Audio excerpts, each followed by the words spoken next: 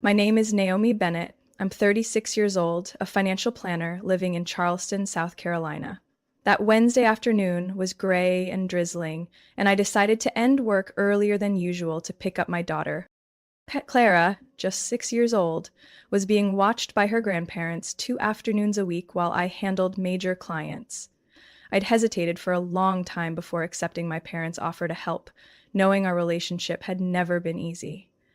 But with childcare prices sky high and wanting Clara to spend time with her grandparents, I convinced myself I was doing the right thing.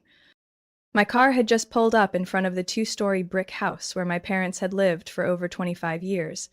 I spotted my sister Nicole's silver minivan parked at an angle beside the white fence. She must have stopped by too. I didn't want to interrupt anyone, just quietly grab Clara and head home for dinner. But as I opened the front door and stepped into the hallway, a voice froze the blood in my veins.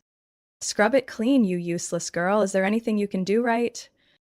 It was my father's familiar growl. Thomas, a retired military drill instructor. His voice boomed through the kitchen like a punch made of sound. I moved quickly but silently. Through the kitchen doorway, the scene that unfolded nearly took the air from my lungs. Clara stood on a short plastic stool in front of the sink. Her light brown curls were clumped together from splashes of water. Her white t-shirt with a kitten print was soaked and covered in soap.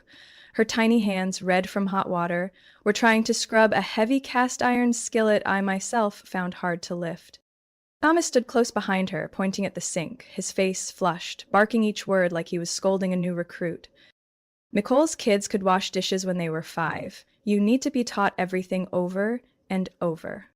My mother, Judith, sat at the dining table, flipping through a magazine, not even looking up. My sister lounged on the living room sofa a few feet away, eyes glued to her phone. Her daughters, Ashley, 10, and Mia, 8, were sprawled on the rug, playing on an iPad, giggling nonstop. "She's so dumb," Ashley laughed loudly. "Her dad left 'cause no one taught her anything," Mia added casually, eyes still on the screen. Clara flinched and dropped the pan, water splashing everywhere. She hurried to pick it up, hands trembling. I saw her shoulders shake slightly, and a tear slid silently down her cheek. "I'm sorry, this is too heavy," Clara whispered, as if afraid of being punished again. "So is life," Thomas snapped. "If you're as weak as your mother, you won't amount to anything." A sharp snap went off in my head. It wasn't the sound of the pan, it was the sound of my breaking point. I shoved the door open and stepped into the room, my voice cold and sharp. "Take your hands off that pan, Clara, right now." Every head in the room turned toward me. The shock hit like a wave of silence. Clara looked back, eyes wide, then ran into my arms. "Mom," she cried, her hands still wet, clinging to me like a lifeline. I crouched to hold her, her little body cold and damp. My heart shattered into pieces. "What the hell is going on in here?" I asked, my voice dangerously even, just below a scream. My father straightened up, face burning. "I'm teaching her responsibility. Clearly something you failed to do." I didn't look away, one arm around Clara, the other resting gently on her head like a shield. "By calling her useless while letting the other girls lie around on an iPad, that's your definition of responsibility?" No one answered, but Clara's eyes, filled with fear, hope, and relief, will never leave my memory. I took Clara out of that kitchen in silence. Each step felt like I was walking over my own past, each one sinking me deeper into memories I'd spent over 30 years trying to bury. I used to be Clara, the child standing in that very house, always feeling like the extra, the shadow behind my sister, Nicole, the pride of the family. I remember my 10th birthday vividly. I'd looked forward to it all week, even handmade invitation cards for my classmates. But on that day, my mother casually said, "Nicole has a ballet recital at the City Theater. We're all going to watch. We'll celebrate your birthday another time." That another time never came. Nicole, meanwhile, just had to sneeze, and a private doctor would be summoned to the house. She took piano lessons with an in-home tutor 3 times a week.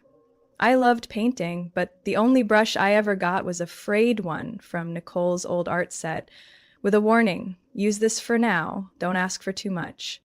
Every report card I brought home, full of A's and praise from teachers, earned me only a bored nod from my father. Nicole got those grades too. Meanwhile, Nicole's report cards with C's and D's were proudly displayed on the fridge like trophies. When we both applied to college, Nicole didn't make it into any private schools and had to attend the local community college. I earned a full scholarship to Georgetown University. All my mother said was, "That's far. Don't expect anyone to visit." During 4 years of college, my parents never came to my graduation, never called to check in. Meanwhile, they sent Nicole money regularly so she could rent an apartment close to home so she wouldn't have to struggle with part-time jobs. The most painful moment might have been when I introduced my boyfriend, Mark, to them.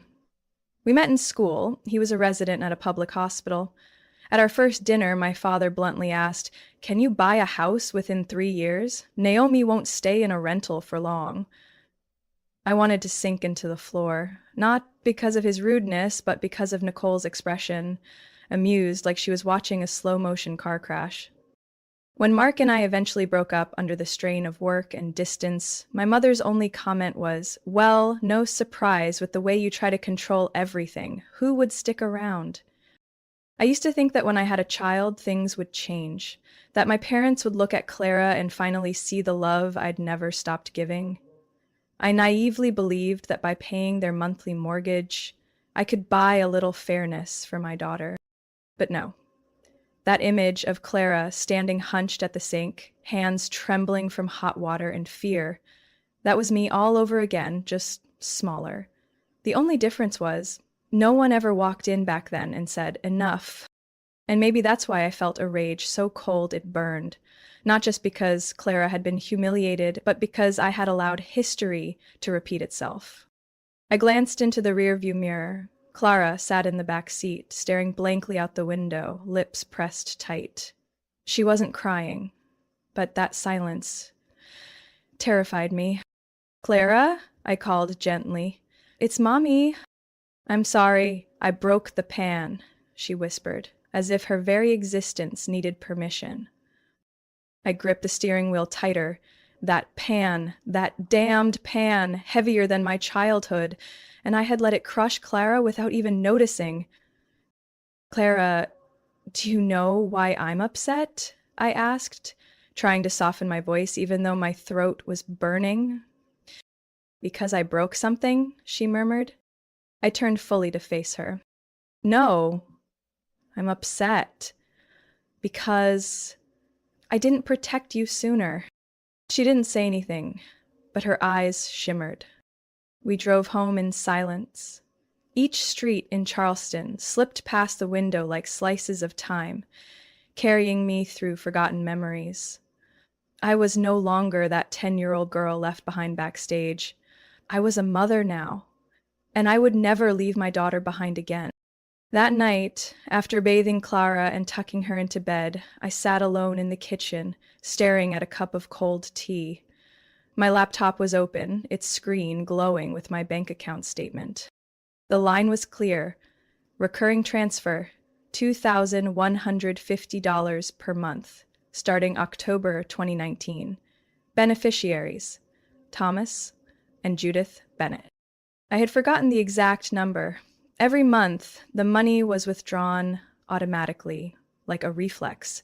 Nearly 4 years. Nearly $100,000 poured into that house. The house where my daughter was just humiliated in front of the very people I was still trying to please. I remembered exactly how it started. September 2019, my parents suddenly called a family meeting about a financial emergency. My father, with a completely shameless expression, handed me a bank statement. 3 months of unpaid mortgage. My mother sat beside him, eyes watery. "If the bank forecloses, I don't know where we'll go." At the time, I had just switched to a new firm. My salary had increased significantly, and Clara had just started kindergarten. I thought, I can help for a while. Once things stabilize, they'll pay me back. Or, at the very least, be grateful.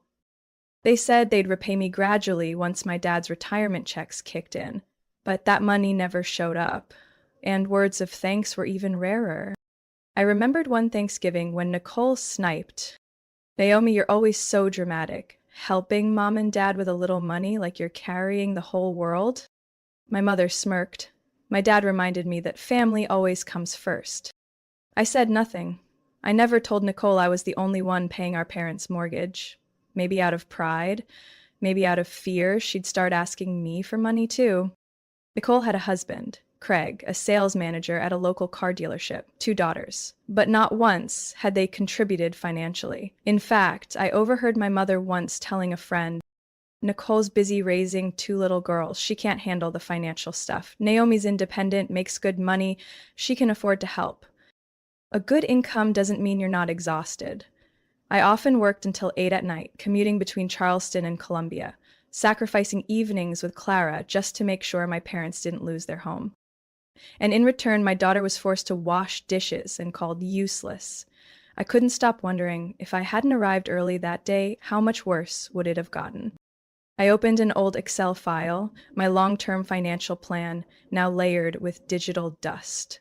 One line read, "Support for parents, $2,150/month, indefinite." Next to it was a goal I never even started, college fund for Clara, not yet initiated. I didn't recognize the person I had become. I was supporting 2 generations, a child who needed love and 2 adults who refused to grow up. My phone buzzed. It was my mother. I let it ring until it stopped. A few seconds later, a message came through. "Can you buy another big water jug for the house? The dispenser started leaking the other day."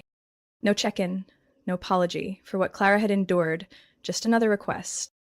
I typed, "Mom, from now on, I won't be covering any household expenses. You and Dad need to reevaluate your finances." I didn't send it, I deleted it, then typed again, "Mom, what happened today crossed my line. I need some space. Please don't contact me until I reach out." I hit send. For the first time in years, I dared to say no, and instead of guilt, I felt relief. I shut the laptop, walked quietly to Clara's room. She was fast asleep, clutching her old teddy bear.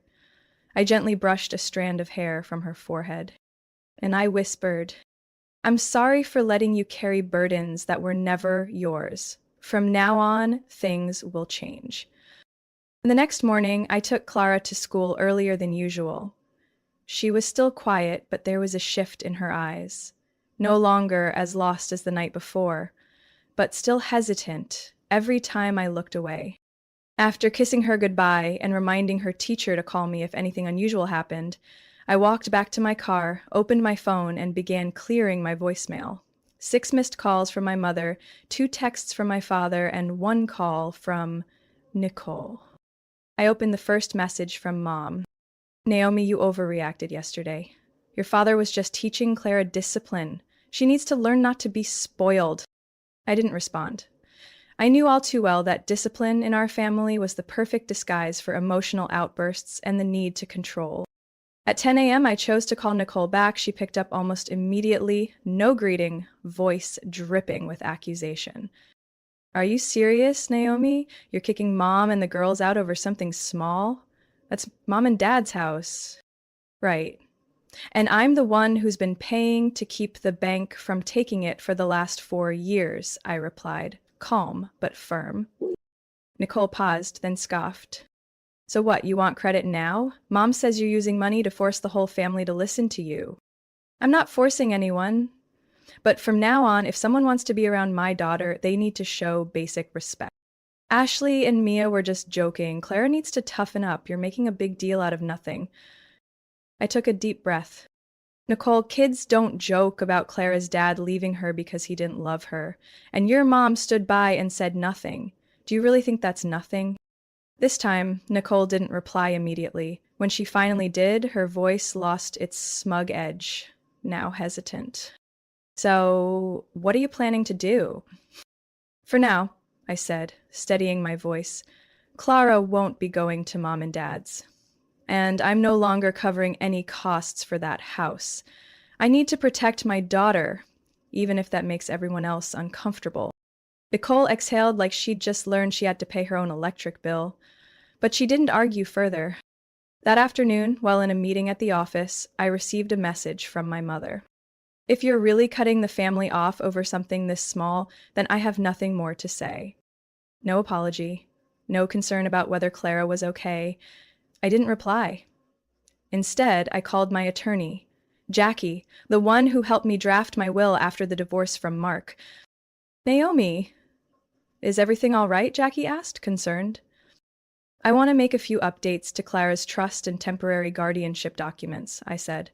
I want to make sure that under no circumstances do my parents have access to Clara without my written permission. Jackie didn't ask why. She paused, then replied, Understood. Send me a schedule. I'll prepare the necessary clauses. That evening, I called Clara's child psychologist, Dr. Pearl, who we had been seeing for routine check-ins. Have you noticed anything unusual with Clara lately? I asked after summarizing everything. Recently, she's shown signs of mild stress, some loss of appetite, occasional trouble sleeping, slight avoidance of group activities. I initially thought it was due to adjusting to a new environment, she said, but hearing all this, the root might be deeper. Please let me know if she needs additional therapy, I whispered. I refuse to let her grow up feeling like she's never enough, not even one more day. She agreed to schedule a new session next week. I hung up and walked toward Clara's bedroom. She was already asleep, arms wrapped around her teddy bear, mumbling softly in her dreams. I sat beside her, whispered, From now on, I'm your boundary. I'm the one who decides who gets to stay in your life. For the first time, I felt no need to be the good daughter anymore. I just needed to be a good enough mother for Clara, and if anyone thought protecting my child made me extreme, I'd wear that label proudly for the rest of my life, because nothing is more precious than the peace in my daughter's eyes. That Monday morning is still vivid in my mind, a regular day at the office, until the desk phone rang. Naomi, there's an older woman on the line who says she's your mother, my assistant whispered. She says it's a family emergency. Should I transfer the call? I closed my eyes for a beat, inhaled deeply, then nodded. Put it on speaker, no need for privacy, let everyone hear if they want to. Naomi, it's Mom. Judith's voice came sharp and cold. You think I wouldn't find out what you did with the bank? I leaned back in my chair, steady. You mean the part where you no longer get your mortgage payment? Don't be coy. The automatic transfer bounced and the bank called me this morning. You're going to put us out on the street? I let out a dry laugh. You're calling my office to interrupt my workday just to ask why I'm no longer paying your debts? She went quiet for a moment, then burst out, It's your obligation. We raised you for 20 years and now you're running from responsibility? My fingers tapped lightly on the wooden desk, each beat like counting past wounds. I never signed a financial contract with you. You and Dad stopped being parents the day you let a 6-year-old scrub cast iron pans and get called stupid in your kitchen. She started breathing heavily as if on the verge of tears. You'll regret this, Naomi. I didn't respond. I just hung up. I didn't cry. I told myself I should be proud of that. But by lunchtime, I received an email from my bank. Unauthorized access attempt detected on your personal account at 9:16 a.m. from an unrecognized device. Access denied. I stared at the notification, heart pounding. I had never shared login credentials except once, 3 years ago, when my father asked to borrow them temporarily to apply for a refinancing. I let him log in on my computer. I thought, he's my dad. What could go wrong? I called the bank to confirm. The login attempt came from a tablet using an IP address linked to Thomas Bennett's residence, the representative said. We've locked down your accounts and recommend immediate password changes. I wasn't sure whether I felt angrier or sadder. Everything inside me hardened, like a stone pressing into my chest. That night, after Clara fell asleep, I opened my laptop. But this time, I didn't check finances. I typed, Therapists for Adult Survivors of Emotional Family Abuse. I found the name Dr. Erica Palmer, a trauma counselor specializing in intergenerational family systems. I booked a session for later that week. The first appointment took place in a small, softly lit room, lightly scented with peppermint oil. Dr. Palmer didn't pry, she simply listened. As I detailed everything from my childhood to how Clara was humiliated, she nodded slowly. Naomi, she said, what you're doing is right, right but painful. I gave a hollow laugh. I don't know what's worse, cutting off financial support or realizing they tried to hack my account like I'm some kind of ATM. Because you still expect them to act like parents, she said gently. But they're not. They grew up believing children exist to serve, not to be loved unconditionally. I froze. That sentence hit a truth I had never dared to say out loud. She continued, what you're breaking is a cycle that's lasted for generations, and Naomi, that takes extraordinary strength. I left that day with a note she handed me, a personal affirmation. At the top, it read, I owe no one my silence at the cost of my child's safety. That evening, my father left a handwritten note on my doorstep. It wasn't an apology, not a truce, just one line.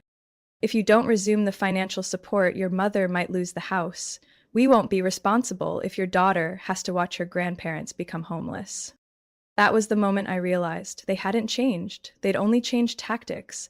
This time, instead of attacking me, they were using Clara as leverage. And that made me ready to do something I'd never considered before: protect my child at any cost. That morning, I received an unexpected message from my mother.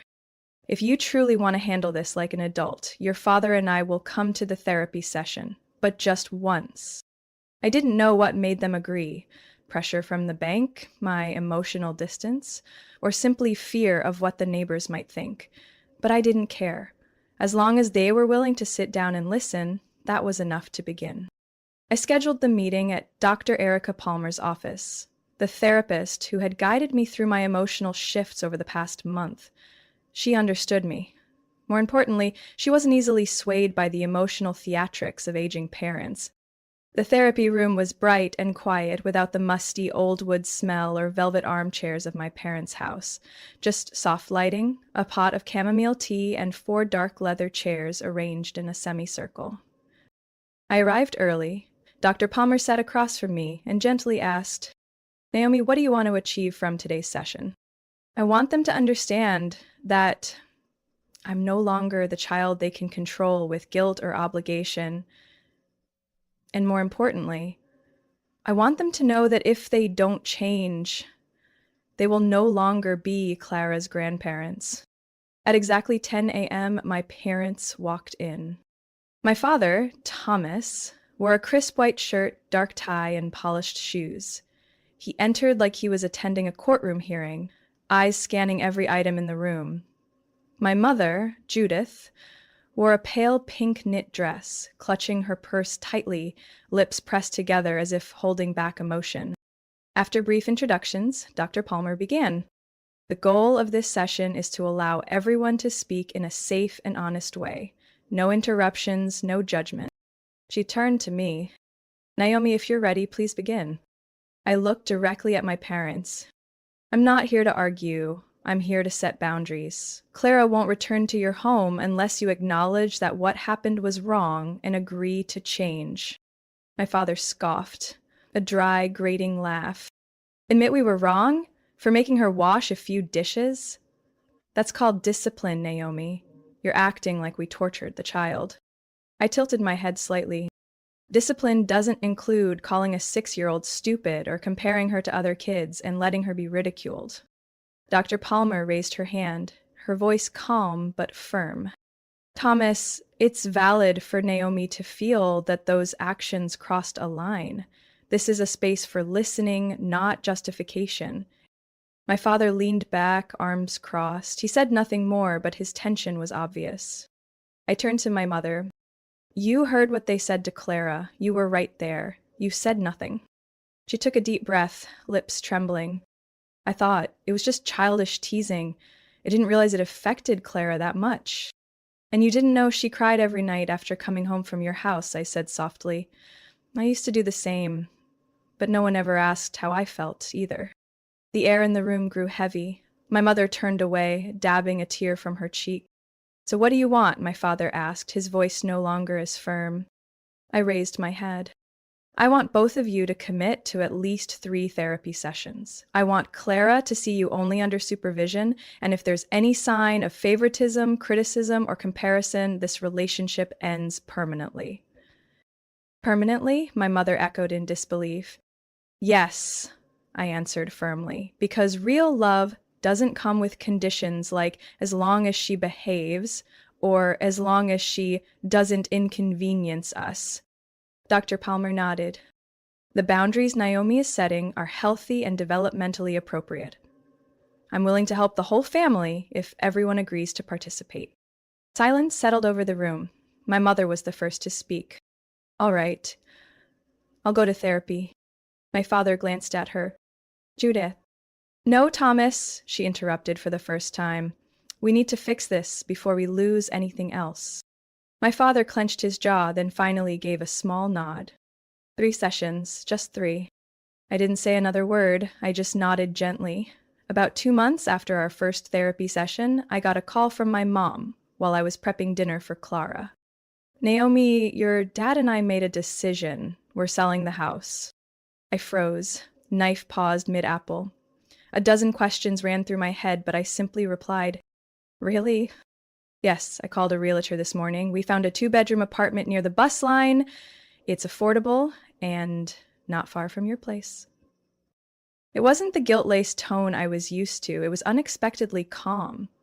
I didn't know if I should feel relieved, surprised, or wary, but I knew one thing. For the first time, my parents were doing something for themselves without relying on me. A week later, I helped them pack. The old 2-story house I once called home was now dusty, silent, and filled with cardboard boxes. On the mantel sat a photo frame of Nicole hugging her 2 kids, with me in the back, wearing a forced smile. My father, Thomas, didn't say much. He quietly wrapped items in newspaper. My mom occasionally glanced at me, then looked away, as if searching for words she didn't know how to say. I didn't need apologies anymore. At least, not verbal ones. 3 weeks later, they moved into their new apartment, a quiet 3-story building with no big backyard or white picket fence, but cozy enough. They handled the deposit, maintenance fees, and utilities themselves. And for the first time in years, not a single dollar left my bank account. As for Clara, after 4 sessions with Dr. Pearl, she started laughing more. She no longer flinched at raised voices. She stopped asking if she'd done something wrong every time she dropped something. One evening, as I was working at my laptop, Clara peeked out from her room, holding a crayon drawing. Mom, I made this for Dr. Pearl. I turned around. In the drawing was a little girl between 2 smiling adults, with a beaming sun above. I told her my head feels like it can breathe better now. I couldn't stop the tears, but this time they were grateful ones. We hadn't let Clara visit her grandparents yet, but Dr. Pearl suggested short, supervised meetings. Since my parents completed their therapy commitment, I agreed to a park visit, with me close by. That day, Thomas brought a small wooden box with a handcrafted puzzle inside. I made this in the community center woodworking class, he said, gently pushing the box toward Clara. She looked at me for reassurance. I nodded. Clara opened it, puzzled at first, then smiled.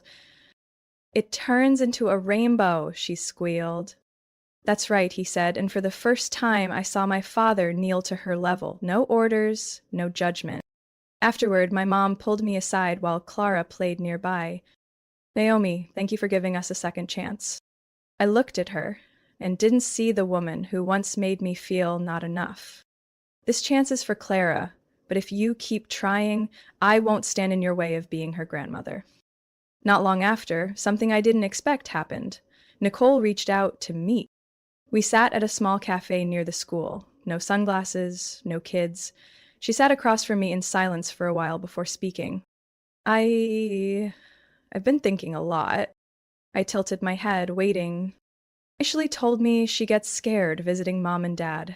She said she saw Clara being yelled at and worried she'd be next if she messed up. Something stirred in me, part overdue anger, part quiet relief. Someone else had finally seen what I once stood alone trying to prove. Nicole continued, I think I need to change. Not just how I raise my kids, but how I treat you. I didn't respond right away. The coffee cooled between us. But for the first time, I didn't feel like I was sitting across from an enemy. There were no hugs, no rushed promises. But when I came home that night, Clara ran into my arms and asked, Mom, is something weird with the sky today? Everyone feels lighter. I hugged her tight and smiled. Yes, sweetheart, sometimes when we finally let go of what hurts, the whole world feels a little lighter too. Since early spring, we've kept a bi-weekly schedule for Clara to see her grandparents, always in public places like the city library, the botanical garden, or her favorite bakery with the blue vanilla cupcakes.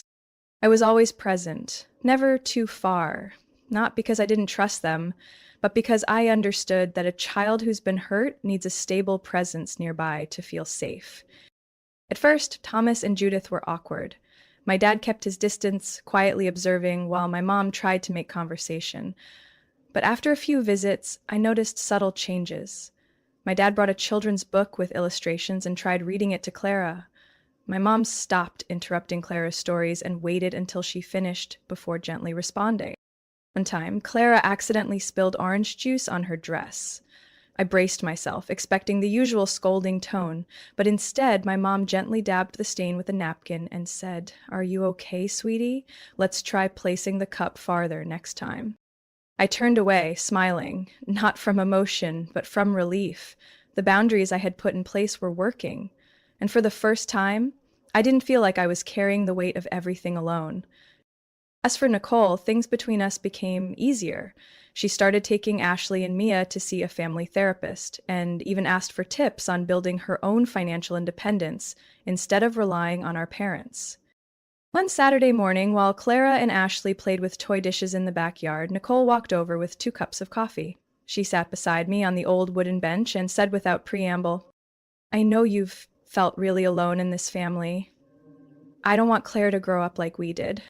I turned to her. Her expression was sincere. Then let's not let history repeat itself, I said. Start by listening to your kids instead of teaching them to stay quiet. Nicole nodded. We sat in silence for a while longer.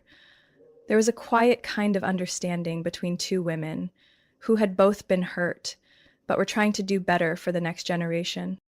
I also began letting go of the constant guilt. In the past, whenever I refused to transfer money to my parents, I'd lie awake, wondering if they'd be okay or if they'd label me ungrateful. But now I realize refusing to financially support them doesn't mean I don't love them. It just means I'm loving my child the right way. One day, during our final family therapy session, Dr. Palmer asked me, Naomi, if today were the last time you ever spoke about all this, what would you want your daughter to remember? I didn't hesitate. That she's worthy of unconditional love, and that if one day she needs to reclaim her own boundaries, even from me, she has every right to do so. It wasn't the answer my parents wanted to hear, but I didn't say it for them. I said it for Clara, and I knew she was listening, in her own way. Since then, Thomas hasn't mentioned money again. He even turned down Nicole's offer to help out financially a few times, saying he needed to learn to live within his means. He never said that to me, but his actions spoke clearly enough. My mom started journaling again, a habit she had back when I was in grade school. Once, I found her notebook left on the table, its cover printed with faded flowers. I didn't read it, but I knew it held the words she couldn't yet speak. As for Clara, she no longer clings to me during visits. She talks about school, sings songs she's learned, and proudly shows off her drawings like they're badges of honor. And every time her grandparents respond with kindness, I see her smile just a little more confidently. I still keep my monthly solo therapy appointments, not because I'm broken, but because I never want to lose the habit of checking in with myself. Every session feels like dusting off a corner of my heart, so no one else, especially Clara, has to breathe in something old and heavy. My family may never be perfect, but we're learning how not to hurt each other over the little things. And sometimes that alone is a victory. From childhood wounds to becoming a mother, I've learned that real love doesn't come from blind sacrifice or staying silent. Setting boundaries didn't make me ungrateful. It made me the best protector for my daughter. Clara deserves to grow up in a home built on fairness and respect, something I never had. And in the end, I realized that sometimes the strongest act of love is saying enough. Not to push people away, but to hold on to what matters most. What do you think about Naomi's decision? Have you ever had to set boundaries with your own family? Share your thoughts in the comments. And don't forget to follow the channel for more powerful and heartfelt stories about healing.